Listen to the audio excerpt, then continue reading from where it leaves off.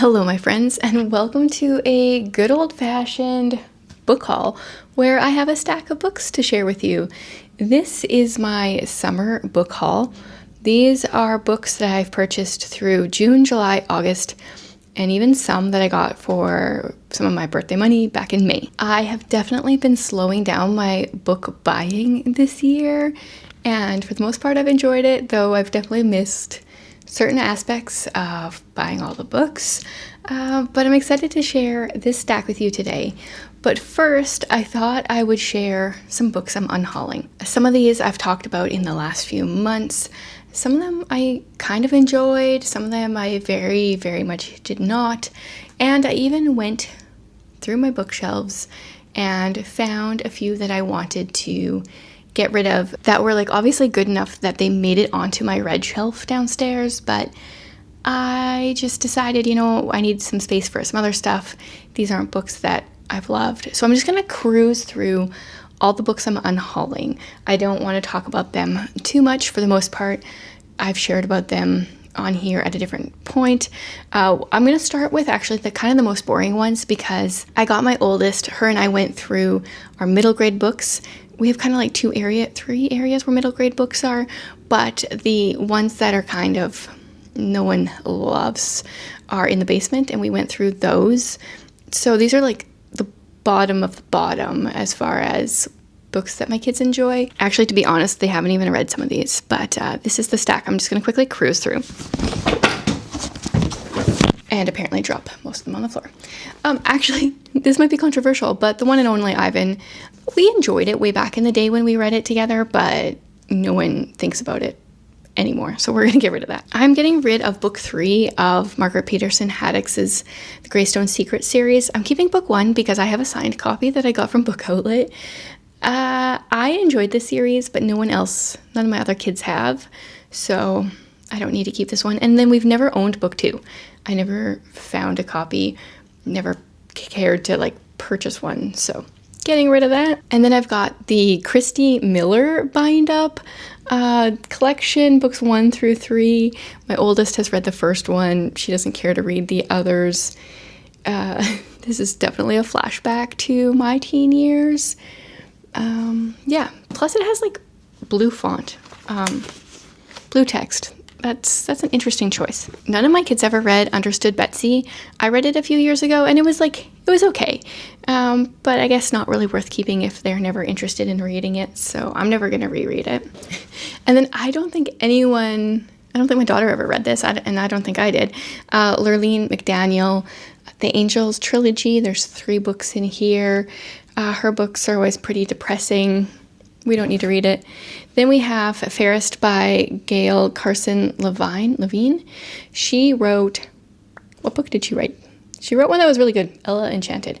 Yeah, and we've had this one for years and no one's read it. And then Caddy Woodlawn. I think my daughter has tried this one twice and never been interested, so it doesn't need to take up space in our basement, take up space on the shelf down there. Okay, and then a few that I've read in the past few months or tried or just decided to get rid of. Spellbound, actually. I think this is in my upcoming vlog that will probably be out next week. No, wait. I think it's already out. I don't know the order I'm putting these videos up. I just decided I've never really heard anything about it. I got it out of a little free library. Why keep it? Out of the Easy by Ruta Sepetys. I read this in July, maybe June. I think it was July. And it was meh. Definitely my least favorite of her books, so don't need to keep that. No Time to Be Dumb. Oh, I read this one at the beginning of May, and I ranted a lot in that vlog about it. So if you want to hear my thoughts, check out my May reading wrap-up and the vlog to go with this. Exile. This one, I just tried the first chapter or something, and I just really wasn't getting into it. I don't think it's my kind of fantasy, so I'm getting rid of this one, which is sad because it is a Realm Makers Realm Award finalist, which usually I like their Realm Award books, but I don't know, this one I wasn't interested in. We've got Supernova. Am I getting rid of Renegades too? Did I get rid of Renegades? I don't know where the first book is. I think did I own 2 and 3? I don't know. Anyway, a decent, solid trilogy. I think I gave it like 4 stars all the way through, but just not worth sitting on my shelf, especially if she's never going to continue it, because that book definitely left me with more questions. The epilogue left me with more questions than answers. So I'm a little miffed about that because it's been years and she's not talking about writing another book. Morrigan, The Beginning of the Remnant Universe. This is the prequel to the Remnant Chronicles. I started it. I was bored. Despite there being pictures, it didn't hold my attention. Cape Refuge by Terry Blackstock. I read this a couple months ago, and it was definitely a meh Terry Blackstock for me, so doesn't need to be on my shelf. Okay, and then the ones that I went through my bookshelf downstairs, and these are ones that earned a spot on there for a while, but I've decided now don't have to stay there. We've got Married by Treachery by Barbara Kloss. This was kind of interesting. I got this really cheap. It's partly why I wanted to keep it. Not that I got it cheap, but I bought it new from Amazon, but I got it for a good price. And I don't know, it wasn't that good, honestly. Then we've got Rosefire by Carolyn Claire Givens. This one was okay. But I actually don't remember a thing at this point, so it wasn't really worth keeping then. I enjoyed this duology, The Queen's Rising and The Queen's Resistance by Rebecca Ross. Just one of those things. I don't think I'll reread it. It doesn't need to take up space on my shelf, so it can go to someone else. Ooh, we've got The Road Back to You. This is an Enneagram book. It's so funny. People have such conflicting things on the Enneagram. I enjoy personality tests. I think they're fun, but I've never really gotten into the Enneagram. I'm much more a Myers-Briggs person, so I'm just going to get rid of this one. Then we've got The Pawn by Stephen James. I still have the second book in this series to read, The Rook, and the rest of the series if I'm interested. I just dropped the book. Epic. But, yeah, I don't care to keep that one. It's pretty thrillery. It's pretty intense. And then we've got This Present Darkness and Piercing the Darkness by Frank Peretti. I never remember which one comes first. This Present Darkness, maybe? I read these in high school and had planned to reread them, and every time I pick them up, I'm like, no, I don't want to. So why would they be on my shelf? Okay, so those are the books I'm getting rid of. These are the books that I'm going to add to my shelves. Some of them are going to my TBR bookshelf, and some of them I've already read, so they will just go directly downstairs, and I've made some room. I'll tell you as I go where they're from, because they're kind of from a variety of places. We're just going to go in order, and then we'll open my book outlet box. Okay, so months ago, I hauled Cranford by Elizabeth Gaskell, and then I found a copy of Cranford and Cousin Phyllis, and so I purchased it. So now I have both. I should just go get my Cranford copy and unhaul that as well, because I think it's really hard to find Cousin Phyllis in a bind up of its own. I think that one's pretty short. I don't know. I always see them together. Plus, I really enjoy these Penguin classics with the orange spine. So I have read Cranford. Surprisingly, didn't really enjoy it. Thought I was going to love it. But Cousin Phyllis I want to read. Elizabeth Gaskell is definitely an option for me for my DIY literature degree for my year 3 to read a bunch of her books. So if I'm doing that, I'm going to wait until then for sure to read it. I don't know anything about Cousin Phyllis. It's concerned with phases of society, like Cranford, the old values against the new. Presented as a remembered episode of fleeting, unfulfilled love affair, it represents Mrs. Gaskell's most mature work as an imaginative writer. I have no idea. We'll see. I have loved so much of her stuff. I don't want the rest of them to be duds like Cranford was. Then actually just today I was thrifting, mostly buying clothes, and I found a No Fear Shakespeare. This one's King Lear, and this is the regular Shakespeare on one side and then a modern translation on the other. We are using these in our homeschool, and I'm just collecting them whenever I can find them. And my daughter was with, and she said we didn't own this one, so grabbed it. I also found this super adorable mug today when I was thrifting. I wanted to show it off because it's a ghost, with books. It doesn't get any better than that. It makes me so happy. Oh, I'm so excited about this one. I used a gift card that I got for my birthday for it. It would have made it into my birthday book haul, but I bought it from Indigo. They lost the order. They were sending it to their own store, and it got lost. So they refunded me. Once I got the refund, I reordered it and had to go. It took a long time to get it.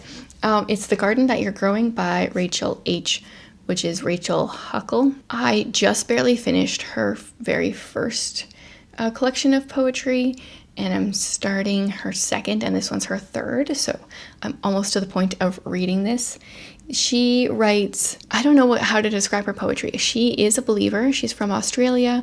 The one that I have finished was kind of like her teen years to like 20, and I'm assuming her stuff will mature with her. Very excited to read it. So each of her titles are from a poem that is in the book, and she has the poem on the back. I love that. I'm assuming this is probably just a portion of the poem, and their grass just may be greener, but that is not worth knowing. For the greenest grass cannot compare to the garden that you're growing. So very excited to get to that soon. Probably September at the rate that I'm going. Oh, I found this in a little free library the other day. This is the Good News Bible with the okay, I can't pronounce this. With the Deuterocanonicals, blah, blah, and the Apocrypha, which is what I wanted to. I'm very interested in reading the Apocrypha because I don't know anything about it really. I think there's a book of Judas, and that is about the extent of my knowledge, and I'm not even 100% sure if that is true. Does it say? Oh, and this Bible has like lots of illustrations, which they're kind of weird. It's kind of funny. Susanna. Yeah, there is a Judith too. Yeah, okay.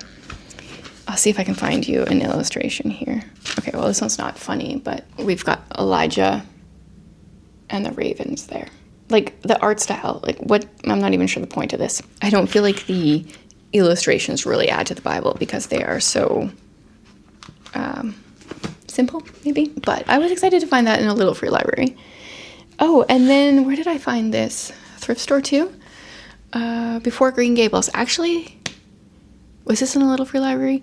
I shared it in a vlog at some point. I think when I was sharing them over on my personal channel. This is by Budge Wilson, and this is supposed to be Anne's story before she got to Green Gables.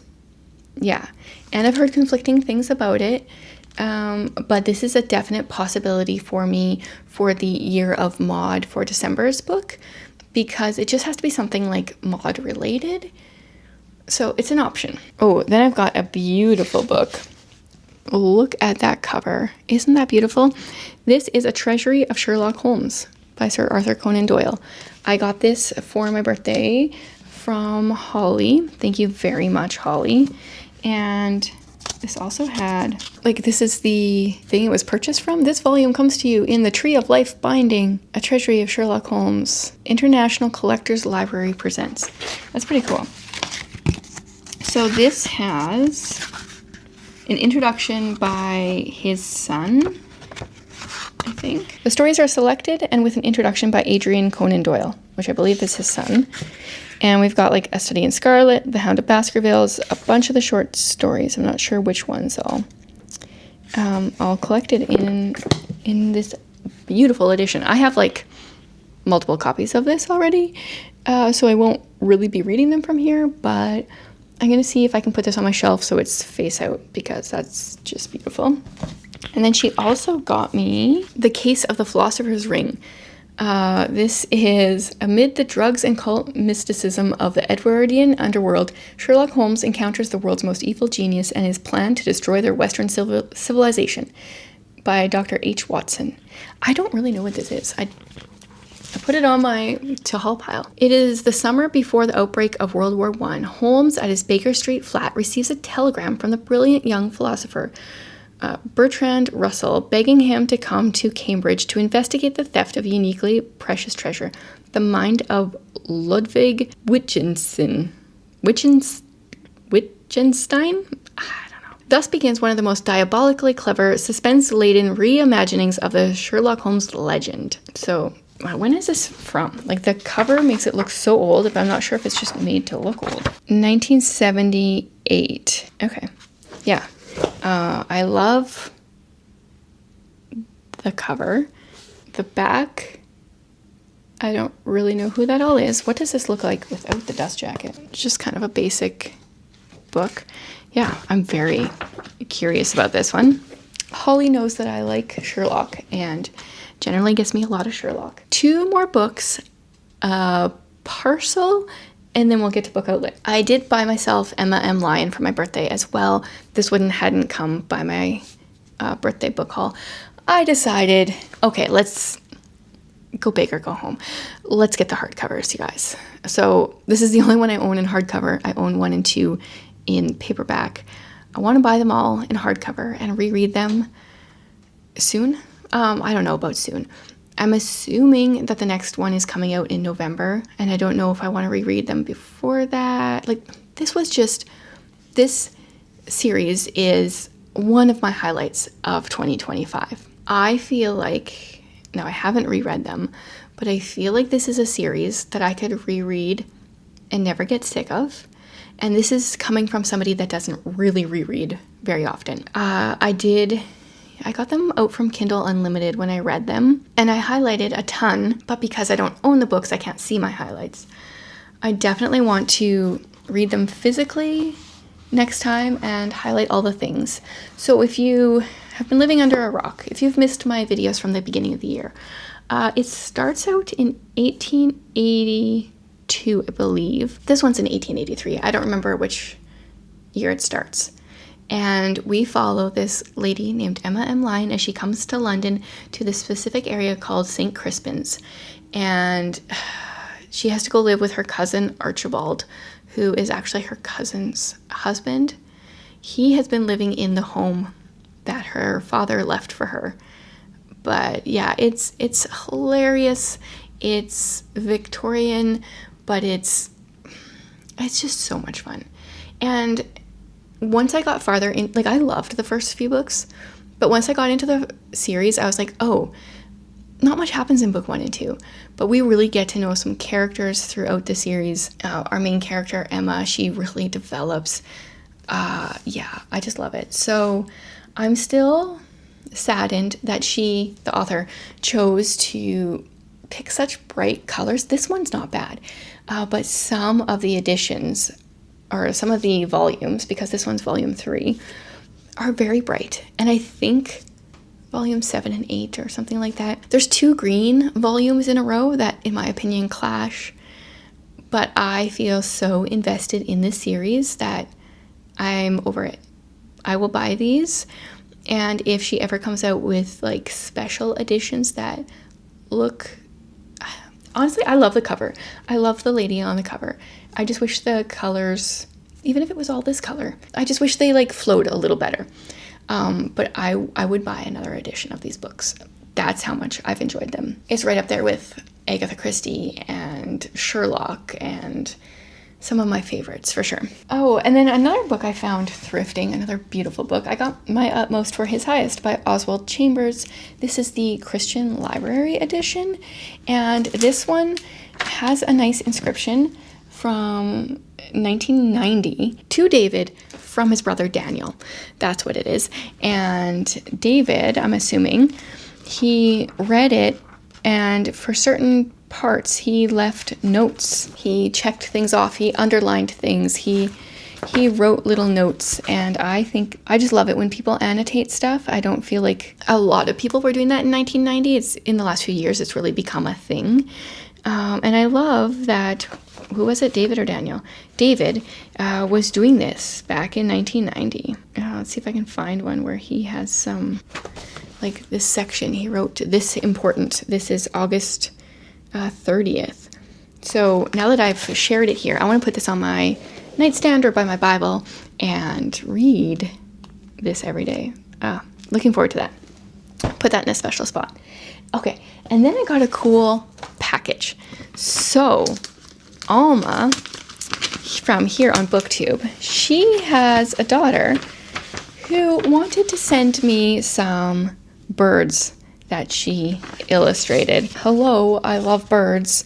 Was super exciting. She even had some birds on the envelope. I won't show you the front because it's got our addresses, but I loved that. And then she illustrated a bird on a card. I think that one she said was, her favorite. And she shared the different birds that I need to look up. And then she had asked me my favorite birds and she watercolored them. So I love the loon, the chickadee, and the European robin. She illustrated or like watercolored those. I love it. And then we've got an owl as well and another cute chickadee. I love them. So thank you so very much to Ellie for doing that. They're very cute. I gotta figure out a place to put these now. I definitely wanted to share them because that's just the sweetest. Love it. Now it's time for me to open up my book outlet order, aka struggle with these tabs. I'm still not a fan of these boxes.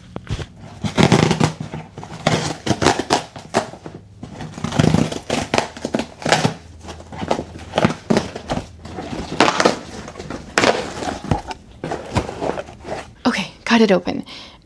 We'll just pull things out. I haven't looked in here. Do I remember everything I ordered? No. So let's see together. The first one here is The Storied Life by Jared C. Wilson, Christian Writing as Art and Worship.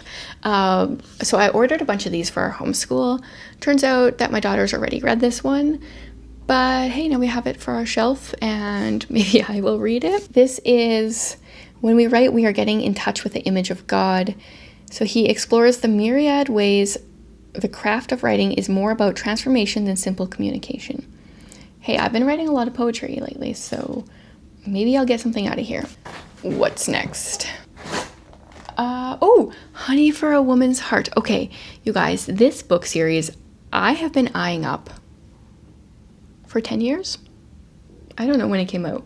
But this is, I think, their suggestions on good books to read. It's like why you should read as a woman, and then different book suggestions. Big books I liked: Les Mis, Lonesome Dove, 20th Century Classics. I don't really know how it's all laid out. Maybe I should look at the table of contents. So we got For the Love of Books, The Joy of Reading, Why Read, What Makes a Good Story, The Brightest and the Best, Literature and the Classics, Something for Everyone, Genre Fiction, The World and People Around Us, Nonfiction, Piping Down the Valley's Wild. Oh, poetry. I didn't know she'd have a whole section on poetry. Honey from the Rock, Reading the Bible, Growing Up on the Inside, Spiritual growth books, and The Company of Others, sharing books. So when was this actually published? In some ways, I'm sure it's like quite dated, but 2002. Yeah. So, I mean, like there's no new books on here, but I feel like I'm in a good spot where I know a lot of the new books and I would love some suggestions on some of the older stuff, like the older but not completely classics. So very excited about that. And then Book Outlet also had Honey for a Child's Heart. So annotated list of books for ages 0 to 12. Updated and expanded. So this one is probably newer. Yeah, they updated this one in 2021. She also has Honey for a Teen's Heart. That's one I would really like. This was first published in 1969. Are you serious? Wow. I had no idea. And so using books to help children grow, best love books for children based on different ages. Yeah. And she does go actually up to age 14 here. Young adult novels ages 12 to 14 and poetry. I want to see the 189. Like what is she? 189. I'm curious about the young adult novels ages 12 to 14 because that is such a hard age to find books for. What's something in here that I've heard of? So you've got like Tuck Everlasting. So we've got like some classics in there, but then there's also some other stuff that I've never even heard of. Got some Dickens. Whew. A Tale of Two Cities. That one was real struggle for me. I'm not sure I would have been reading that in the ages of 12 to 14. Ooh, she's got Ella Enchanted in here. Does she have Fairest? No, good, because I'm unhauling that one. Anne of Green Gables, yeah. Cool. Hatchet. Okay, I'm very curious about that section. So excited to have this. Now I just need to get Honey for a Teen's Heart. I think would be so good. This makes me so happy. I wish I would have bought these 10 plus years ago, whatever it was that I was like wanting them. But I think they'll be good for now. Oh, this is cool. They have Myrtle Junior. So my older two have been doing Myrtle for school. Like the last few months of the year they were. But it was a little bit difficult for my now 12-year-old. Or the first section was fine, but then it was going to get more difficult.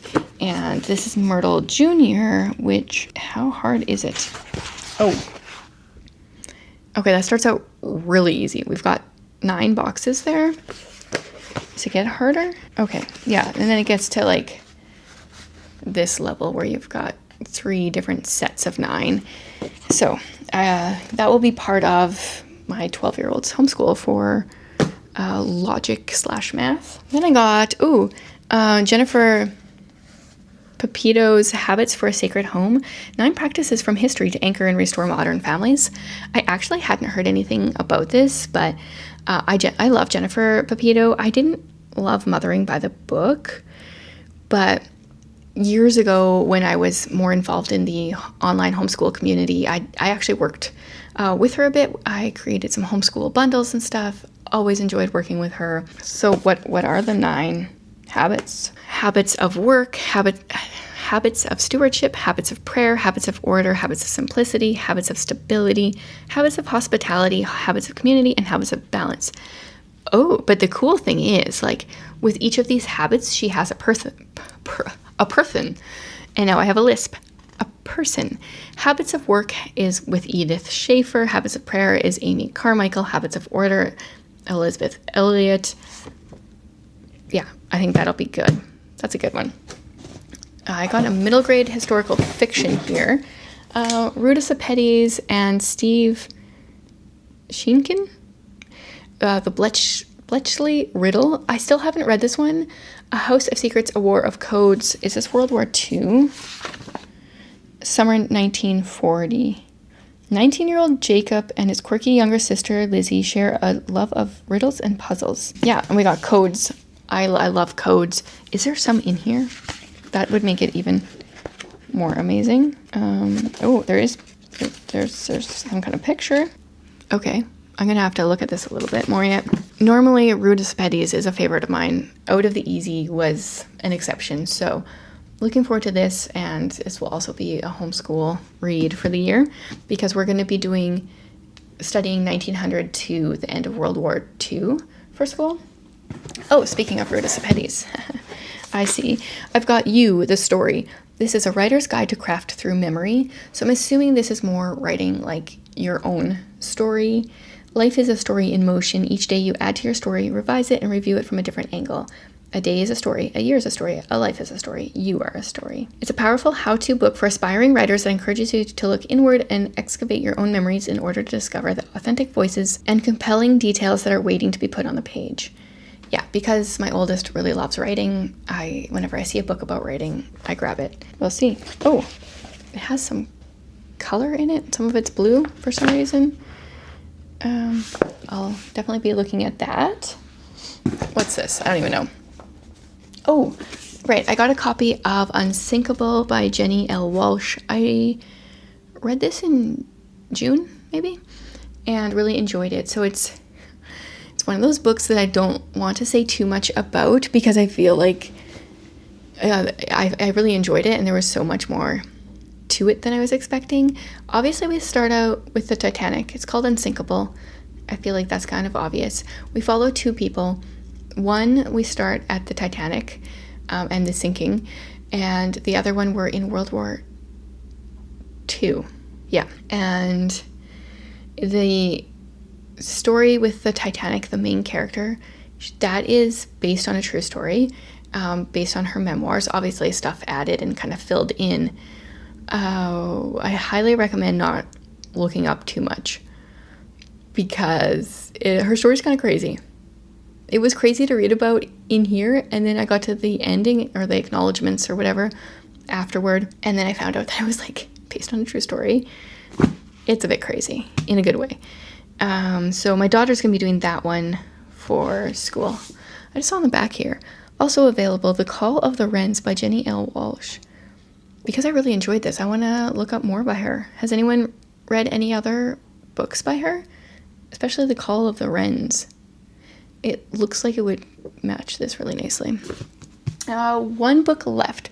So we went back to Saskatchewan at the end of July, and after church was over, then I was with a bunch of ladies and we were talking about books, which is perfect. And there's one lady, we always exchange some book recommendations. Actually, I recommended Unsinkable to her. She reads a lot of historical fiction, so I try to base the recommendations on books that I think she's going to like. And this was the one book that she recommended, and I just grabbed it. The Lion Women of Tehran. I don't know anything about it. I don't know when it's set, but I saw that Book Outlet had this hardcover that looked really pretty. And I was like, well, she recommended it. So in 1950s Tehran, I don't know if I'm saying that right, 7-year-old Ellie lives in grand comfort until the untimely death of her father, forcing her and her mother to move to a tiny home downtown. Lonely and bearing the brunt of her mother's endless grievances, Ellie dreams of having a friend to alleviate her isolation. Luckily, on the first day of school, she meets Homa, a kind, compassionate girl with a brave, irrepressible spirit. Together, the two girls play games, learn to cook in the stone kitchen of Homa's warm home, wander through the colorful stalls of the Grand Bazaar, and share their ambitions for becoming lion women. Yeah, I don't really know. This is not... it's set in Iran. Iran. It's a heartfelt novel of friendship, betrayal, and redemption set against 3 transformative decades. Okay. Yeah, it's a different place and time than I have ever really read. So, very curious, and I trust her recommendation. So, I grabbed that one for myself. And that is the end of my decently large book haul and unhaul, but it's for 3 months instead of just 1 month. So, I think I'm doing good. I'm very happy with how I've been buying books lately and how I actually want to read each of the ones I'm purchasing. So I feel like I'm getting better at that, and it's more intentional with my money and therefore my time, because I don't have to spend my time reading books I don't care to read. Let me know if you've read any of the books that I purchased, any of the ones that I have to read that you loved that I should pick up first here. I'm very curious. Always want to hear your guys' thoughts on the books. Did any of them sound very interesting to you? Like maybe you'll want to read them now? Let me know. And thanks for hanging out with me again.